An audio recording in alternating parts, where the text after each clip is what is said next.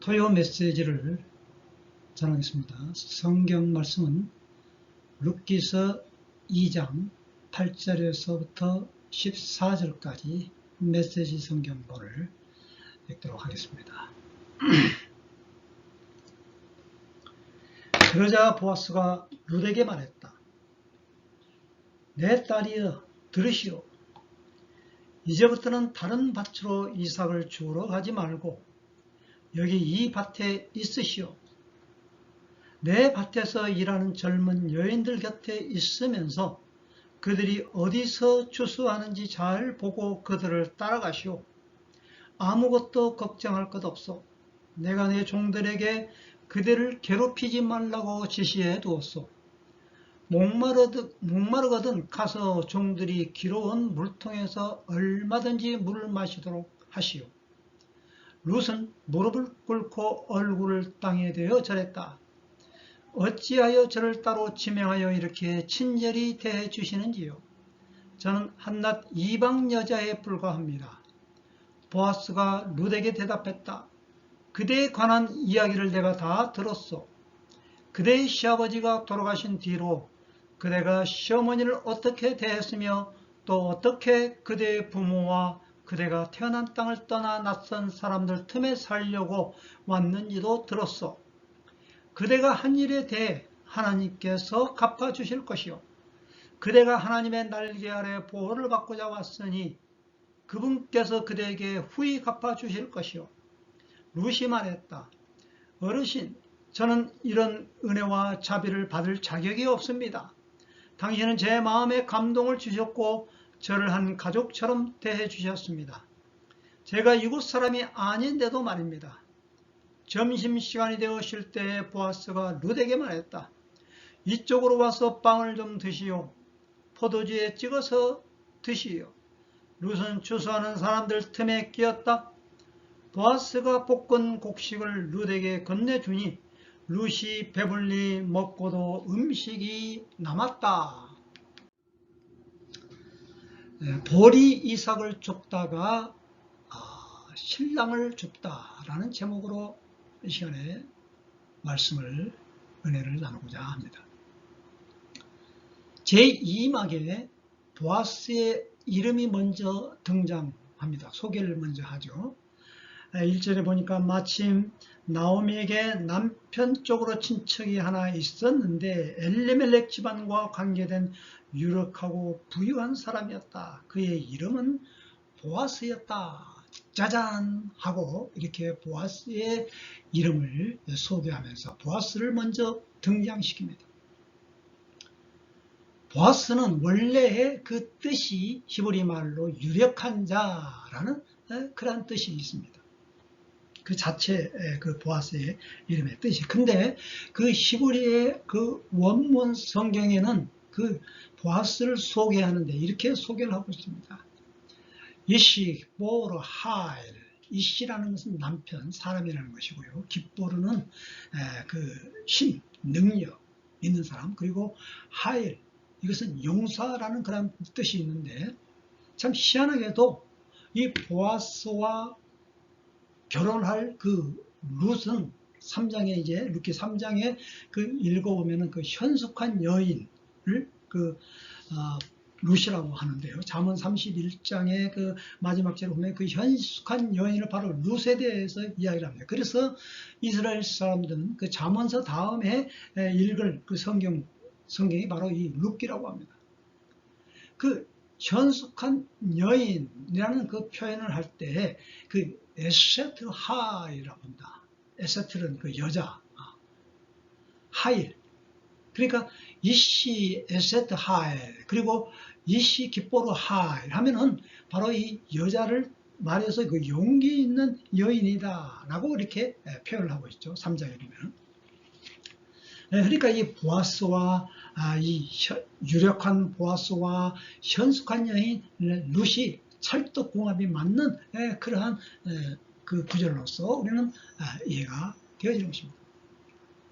자, 그런데 룻은 어떤 여인이죠? 모압 여인, 이방 여인입니다. 노크리야, 로크리라는 그런 뜻에서 나온 말인데 이방 여인, 그러니까 하찮은 여인이고 이스라엘 사람들에게 혐오받는 그러한 여인입니다. 신약에서는 예수님께서 바로 이 사마리아 여인을 바로 비유해서 그렇게 말하고 있는데, 예수님께서는 그런 그 모든 철벽을 다 무너뜨렸던 것입니다. 장벽을 다 허무신 분이죠. 그래서 사마리아 지방에 가서 사마리아 여인에게 복음을 전하는 그러한 장면도 나오게 됩니다. 자, 그런데 여기에서 룻이 곡식단 사이에 이삭을 줍겠다 그랬습니다. 그 나오미 시어머니에게 허락을 받는 거죠. 이것은 곧 율법을 얼마만큼 룻이 잘 알고 있는가라는 것을 말하고 있습니다. 이 레위기에서 19장 9절에서 10절에 보면 계명 안에 바로 이 이삭 줍는 내용이 나오게 되어지는 것입니다. 그래서 꼭 이스라엘 백성들이 그 이삭을 할 때에 모퉁이에 있는 것들을 다 거두지 말고 이삭을 베다가 떨어진 것은 줍지 말라. 그것은 곧 가난한 사람, 외국 사람들을 위하여서, 고아나 과부를 위하여서 이삭을 줍도록, 그게 바로 렐라케트라는 그 말인데, 이삭을 줍는 것, 그리고 텔라케트, 이삭을 줍도록 그렇게 명령을 하고 있다는 겁니다. 이는 여호와의 말이니라. 완전히 딱 인장을 찍은 그러한 하나님의 말씀 계명이라고 딱 못 박아 둔 것입니다. 십계명 안에 들어있지 않지만은 그 십계명하고도 같이 연관되어져서 이 계명의 말씀을 생각하라는 것입니다. 그런데 그 계명의 말씀을 직접적으로 실행하고 있는 그러한 그 룻의 모습을 볼 수가 있고, 그리고 그 계명을 지키는 그 보아스의 오늘 여기의 신앙의 모습을 우리는 찾아볼 수가 있는 것입니다. 자, 추수 단계에 이르렀죠. 지난 1장에서 이야기했던 것처럼 이 추수 단계에는 그 베고, 그리고 그 남자들이 그 힘든 일이죠. 베고 또 묶고 또 옮기고 저장을 하죠. 그러고 나서 맨 마지막에 하는 일이 바로 이삭을 줍는 것입니다. 그러니까 어떻게 보면 종보다 아랫사람이죠. 이삭을 줍는 사람은 가난한 사람이에요. 중에 최하위 그 말단, 제일 비천한 사람이 직업이 바로 이 이삭을 줍는 겁니다. 바로 이 이삭 줍는 그 일을 통하여서 하나님의 그 섭리가 나타나는 그러한 모습을 볼 수가 있는 것입니다. 아마 나비 효과라고 들어보셨습니까? 나비 효과. 그 조그만 그 나비 날개 짓으로 말미암아 토네이도, 폭풍이 일어난다라는 그러한 일인 것입니다.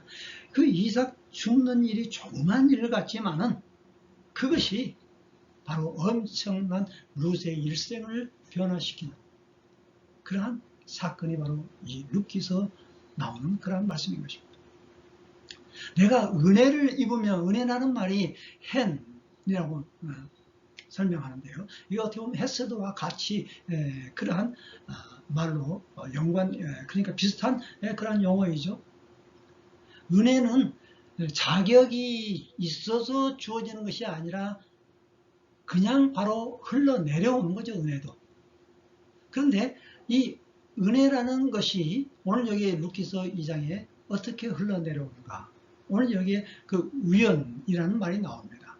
우연히 룻이 보아스 밭에 이르게 되었답니다. 이 미크레, 히브리 말로 미크레라는 말인데, 그런데 또 마침 그 보아스가 그곳에 나타났다라는 겁니다. 주인은 계속해서 그곳에 있는 거예요. 종이다 하고 이제 마지막에 어떻게 보면 이제 거둘 때 타작마당에서 이제 나타나는 중요한 일이 있을 때 주인은 나타나는데, 그때 마침 그러니까 룻이 그 보아스 밭에서 이삭을 줍는데 나타났다라는 그런 뜻인 것입니다. 그러니까 이 마침이라는 것은 보아라, 아주 참 감탄사로서 이렇게 보아스가 나타났지 않느냐라는 이야기인 것입니다.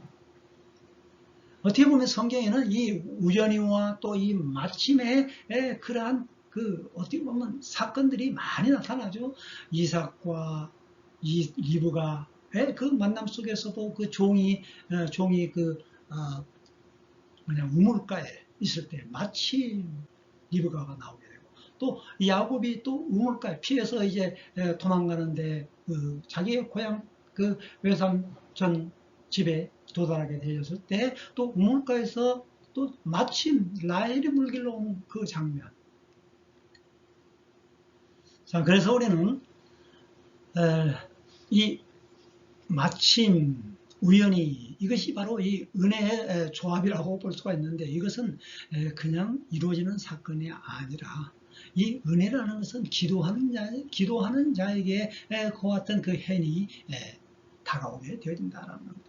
너희는 내게 부르짖으라. 그리하면 너희가 알지 못하는 크고 은밀한 비밀을 너희에게 보이리라. 에레미야서 33장에서 말하고 있지 않습니까? 비밀을 보여준다는 겁니다.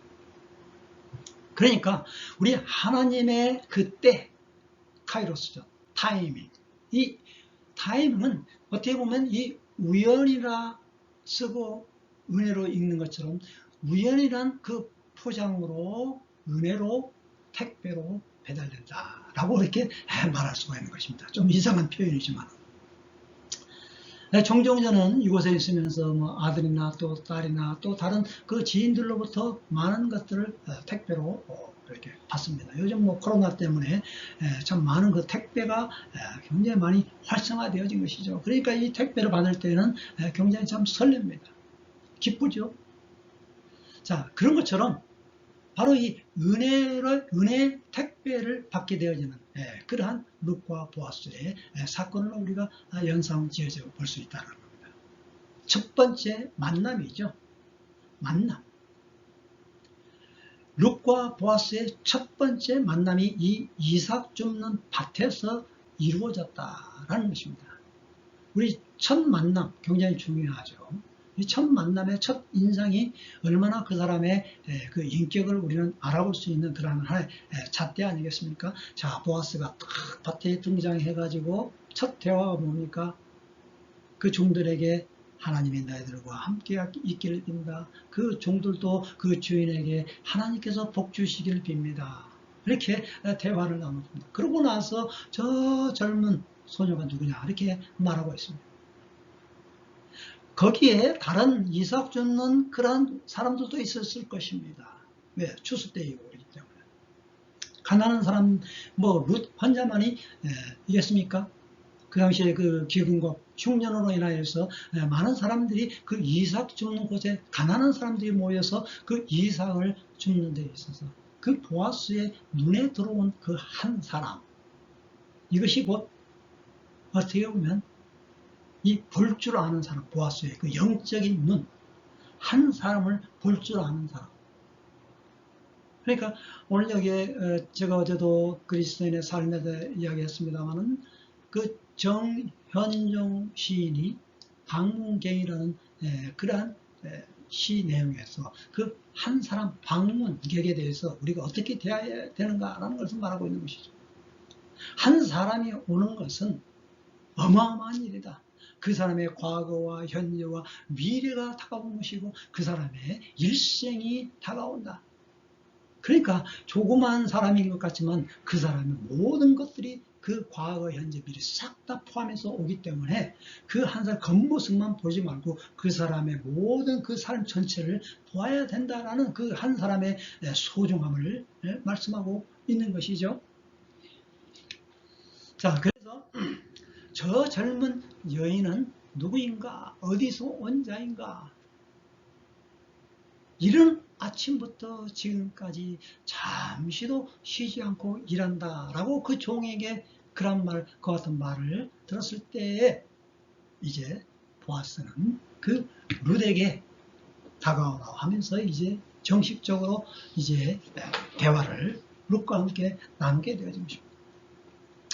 그 종은 그 룻을 이야기할 때 이방 여인을 강조합니다. 모압에서 온 그 여인이에요. 그런데 뭐 어떻게 우리에게 뭐 허락을 구해가지고 이렇게 일을 하는데 아주 심상치 않게 그냥 앞도 뒤도 돌아보지 않고 열심히 그냥 이삭만 죽고 있는, 그렇게 퉁명스럽게 대답을 했을 때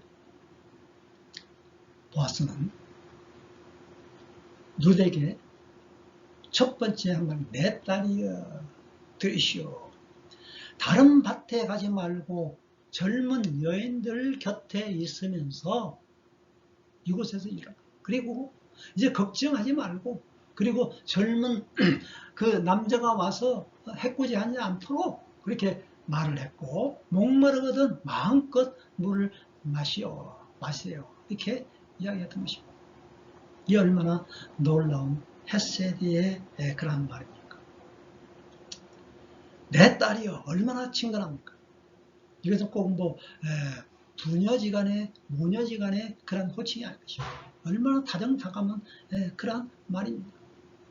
우리 주님께서도 우리에게 사랑하는 내 아들아, 사랑하는 내 딸아, 이거면 모든 것이 다 해결된 것 아니겠습니까? 우리를 인정해주는 그러한 그 말이라는 것입니다.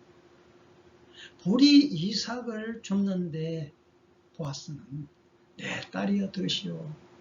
얼마나 참 사랑스러운 그런 말을 던집니까? 그때의 룻은 어떻게 저에게 그와 같은 말을 할 수가 있겠습니까? 저는 비천한 여인에 불과합니다.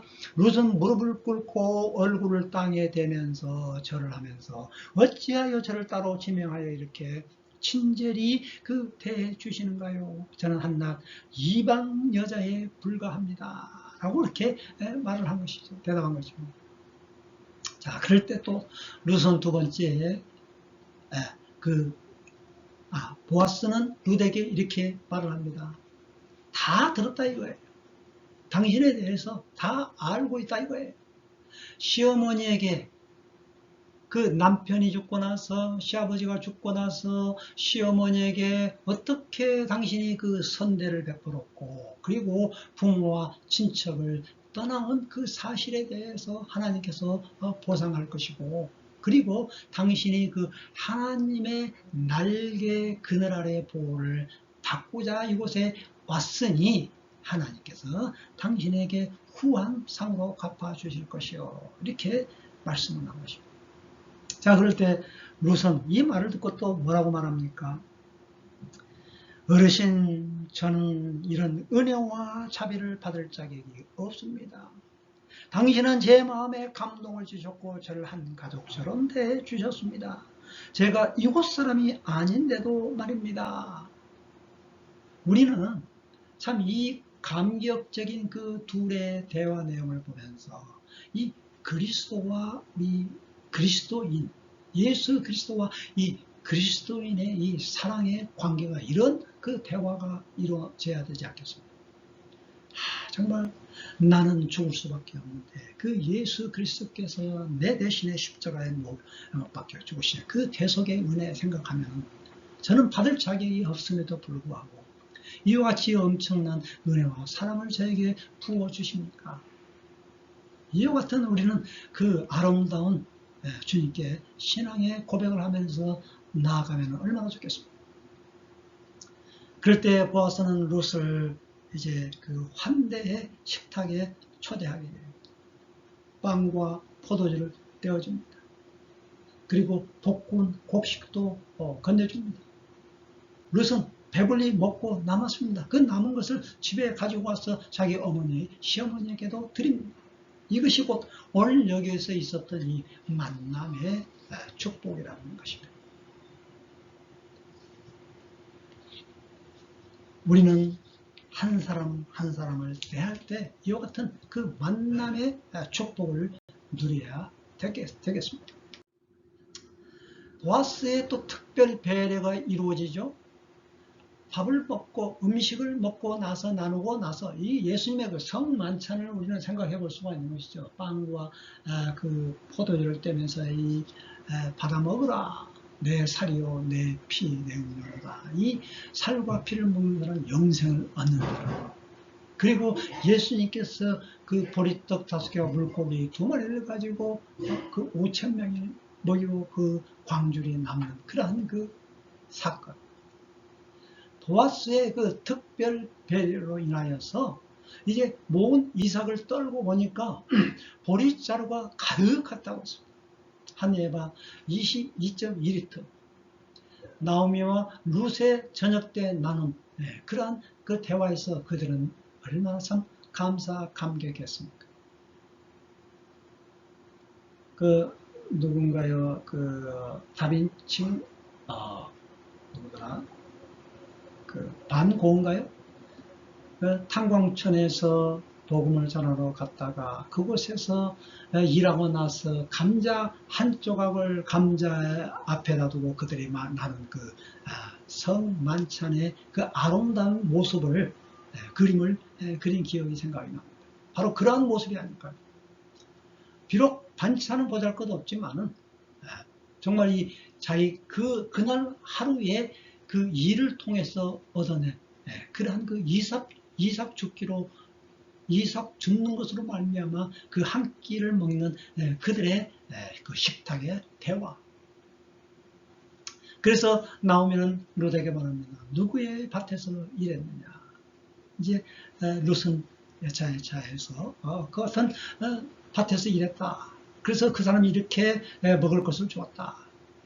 그러면서 바로 나오미는 그 사람에게 잘 돌봐준 사람에게 복 주시기를 바랍니다. 그리고 그 보아스는 하나님께서 우리의 가정을 버리지 않으셨구나. 나는 그런 하나의 사인으로 받아들이게 됩니다. 그 사람은 좋을 때뿐 아니라 굳을 때도 사랑해 주었구나. 아마 그 엘리멜렉, 그 자기 남편, 그 두 아들이 살아있을 때 그 베들 모압으로 가기 전서부터도 아마 이 보아스는 좋은 관계를 맺었던 것 같아요. 이제는 빈손으로 돌아왔을 때 가장 최하위 가난한 위치에 있을 때도 그와 같은 그러한 굳을 때 사랑을 베푸는 그 보아스에 대해서 얼마나 많은 그러한 그 사랑을 느꼈겠습니까? 바로 그분은 고엘이시다. 이 우리 집 가문의 그러한 그 대를 이을 수 있는 고엘, 대속자, 리디머, 구속이다. 기업을 물을 수 있는 사람이다. 라고 이렇게 말하고 있는 것입니다.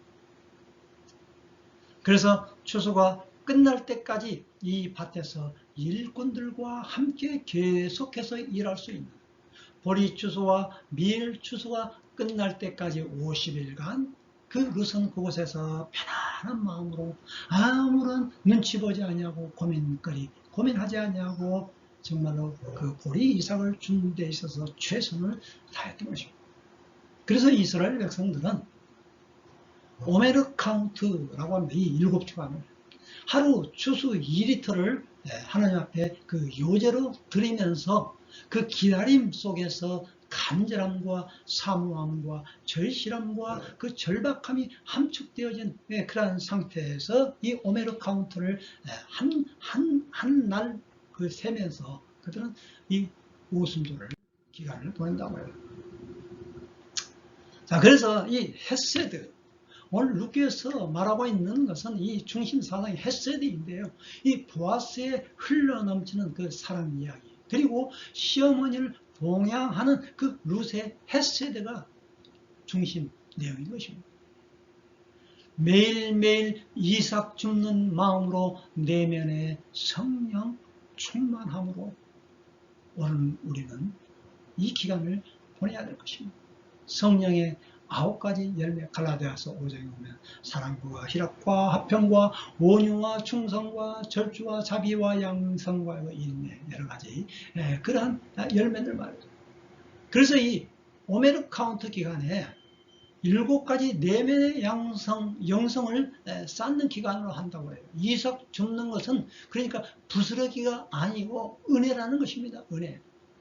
그 7가지 그 내용이 바로 이 헤세드, 사랑, 게부라, 이것은 능력인데요. 구원의 능력, 그리고 티페렛, 영화, 아름다움, 그리고 네차흐, 영원성, 승리, 그리고 호드, 당당하게 그 빛나는 것, 예소드, 그 기초, 영적인 그 기초를 쌓는 것이고, 이 말쿠트, 나라, 하나님의 나라와 권세와 의를 구하는 그 기간이 바로 이 기간에 이루어진다라는 것을 말하고 있다라는 것입니다. 참 굉장히 의미 있는 기간이 아니겠습니까? 이 오순절 기간이 말이죠. 오순절 기간에 이 룻과 보아스의 그 사랑이 연결되는 그러한 기간 속에서 바로 이제 다음에 그 3장에 보면은 그 얼마나 단장을 합니까? 룻이 이제 그 프로포즈를 하기 위해서 말이죠. 프로포즈 하기 위해서 목욕을 하고 기름을 바르고 향수를 바르고 그리고 새 옷으로 갈아입고 그날 타작마당에 그 보아스가 누워있는 그곳에 가서 발치에 이불을 들어 올리면서 바로 당신의 옷자락으로 나를 덮으소서. 이것은 뭐냐면 그게 사랑의 프로포즈인 것입니다. 나의 모든 것을 당신이 다 당신께 모든 것을 맡깁니다. 그리고 뭐라고 맨 마지막에 중요한 말이 룻이 한 말이 당신은 우리 가족의 기업 물을 자입니다. 이 놀라운 이 언약의 사실을 건드린 거죠. 그러니까 거기서 보아스는 번뜩 뜨인 것입니다. 이 기업 물을 자, 이 언약의 사상을 이 룻은 말하고 있는 것이죠. 단순한 결혼으로 그냥 프로포즈한 그런 사건이 아니라는 것입니다. 그래서 오늘 여기에서 우리가 룻기에서 좀 우리가 더 많이 깨닫고자 하는 것은 이 카나프 그 날개 아래 자, 이 오리가 말이죠. 그 자기의 새끼를 그 오리 날개 아래 품으면서 그 이동하는 그 모습, 오리 어미가 따라가면은 그 새끼들도 덜덜덜 따라가가지고 그 날개 아래 숨고자 하는 그 모습 말이죠. 그것이 바로 이 보아스의 옷자락하고 같이 연결되어진다라는 것입니다. 시편 91편 1절에 보면 지존자의 은밀한 곳에 거주하며 전능자의 그늘 아래 사는 자여. 이것이 바로 이 룻이 그 보아스에게 다가오는 그 장면이 바로 이와 같은 그러한 장면이라는 것입니다. 우리는 누군가의 도움이 필요한 것입니다. 우리는 주 예수 그리스도의 보호의 날개 그늘 아래 거해야만이 우리는 보호받을 수가 있는 것입니다. 이 세상의 험난한 죄악과 어두움에서 우리는 싸워서 승리하려면 우리 개인의 힘으로는 되지 않습니다. 전능자의 은밀한 곳에 거주하며 그 지존자의 은밀한 곳에 거주하고 전능자의 그늘 아래 그 장막 아래 거할 때만이 우리는 이 땅에서 험난한 세상에서 우리는 승리하며 나아갈 수 있다는 것입니다. 성만찬, 예수 그리스도와 함께하는 그 성만찬, 그리고 이 고엘제도, 기업을 물으는 거죠. 책임을 다하는 것이죠. 바로 우리의 고엘자가 누구신가? 바로 예수 그리스도만이 우리의 고엘 되시는 분입니다. 대속자이십니다. 우리의 모든 것을 책임져 주시는 분이라는 것을 우리는 여기서 깨달을 수가 있다는 것입니다. 마지막 결론을 맺으려고 합니다. 조금씩 매일매일 그 보리 줍는 이삭, 보리 이삭을 줍는 그러한 그 밭에서 하는 그 일상의 그 삶이 진주가 발견되어질 것을 오늘 말하고 있는 것입니다. 룻은 보리밭에서 이삭을 줍다가 신랑 대신 바로 보아스를 얻게 되는 것입니다. 뭐 줍다라는 것을 표현은 굉장히 참 아주 이상한 표현입니다만 바로 이 예수 그리스도를 발견하게 되는 보화를 진주를 발견하게 되어지는 그러한 사건이라는 것입니다. 우리는 이 밭에서 햇새들을 하나씩 주어 올린다라는 그러한 개념으로 오늘 우리의 주어진 그 일상적인 그러한 삶 속에서 최선을 다할 때 우리 주님께서는 그 사람을 들어 써 주신다라는 것입니다. 신랑 되신 예수 그리스도와 신부인 교회, 곧 우리 이방여의 신도와의 따뜻한 구속사의 이야기가 바로 이 룻기의 내용인 것입니다. 보아스와 룻의 그 결혼, 그 만남이, 아름다운 만남이 헷세드와 연결되어져서 그러한 사랑이 이제 싹이 터서 그들은 결혼하게 되어지는데 바로 보아스와 룻을 통해서 누가 태어나게 됩니까? 룻기서 4장 맨 마지막 절을 읽어보시면 답이 나옵니다. 바로 오벳이 태어난다라는 이야기입니다. 오벳이 누구입니까? 바로 이 오벳은 다윗의 할아버지입니다. 오벳은 이새를 낳고 이새는 다윗을 낳는다. 그러면 다윗은 또 그 계속해서 그 다윗 왕, 이스라엘의 최고 가는 왕이라고 할 수 있는 이 다윗 왕을 통해서 예수 그리스도가 태어나는 그러한 놀라운 이야기가 바로 이 루키에서 흘러나오고 있다라는 것을 말하고 있는 것입니다. 강조하는 것은 뭐냐? 바로 이 이방인 여인을 통해서 이 루키라는 그 제목이 이방 여인임에도 불구하고 이 성령의 그 제목으로 나왔다라는 것은 얼마나 참 놀라운 우리에게 혁명적인 그런 내용인 것입니다. 오늘 우리의 삶 속에서도 바로 우리는 이방 여인과 같은 그러한 존재입니다. 예수 그리스도 없이는 우리는 도저히 살아갈 수 없는 그러한 존재라는 것을 우리는 깨닫고 주님의 날개 아래, 주님의 보호 아래 그분의 고엘 속에 들어가서 그분이 우리의 고엘이요, 그분이 우리의 대속자인 것을 믿고 우리는 감사함으로 은혜 가운데 들어가서 헤세드 안에서 귀한 사랑을 나누며 주님 다시 오시는 그날까지 어린 양이 혼인잔치에 참여하는 그날까지 기쁨 사랑하는 우리 모두가 되어지시기를 간절히 바랍니다. 기도하겠습니다. 사랑의 주님, 은혜를 감사합니다. 오늘 루키서를 통하여서 오순절 기간 일어났던 그러한 아름다운 내용을 저희들이 보았습니다. 보아스와 룻의 만남을 통해서 구속사적인 그런 언약의 사건이 이루어진 것처럼 우리의 모든 삶 속에서 오늘 나에게 주어진 그 일이 비록 조그만하고 보잘것없는 그런 이삭 줍는 일과 같지만은 그러나 우리의 모든 일에 있어서 그곳에 최선을 다하고 그곳에 하나님의 뜻과 하나님의 섭리가 하나님의 은혜가 있다라는 것을 알고 하루하루 삶 속에서 최선을 다하는 저희들이 되어지도록 도와주옵소서. 작은 일에 충성한 자는 하나님께서 큰 일도 맡겨주신다고 하였사오니 비록 우리의 삶이 고달프고 힘들다 할지라도 바로 이 일이 하나님이 나에게 주신 그러한 천직으로 여긴다면 그 일이 바로 기쁨의 일이요 바로 사랑과 연결되어지는 헤세드와 은혜가 되어지는 그러한 일인 것을 믿사오니 우리의 삶 속에서 그 일이 은혜의 일이 되게 하여 주옵시고 바로 그 일을 통해서 구속사적인 그러한 이야기가 계속해서 흘러 넘쳐나게 도와주시옵소서. 예수 그리스도의 이름으로 감사하였습니다. 아멘.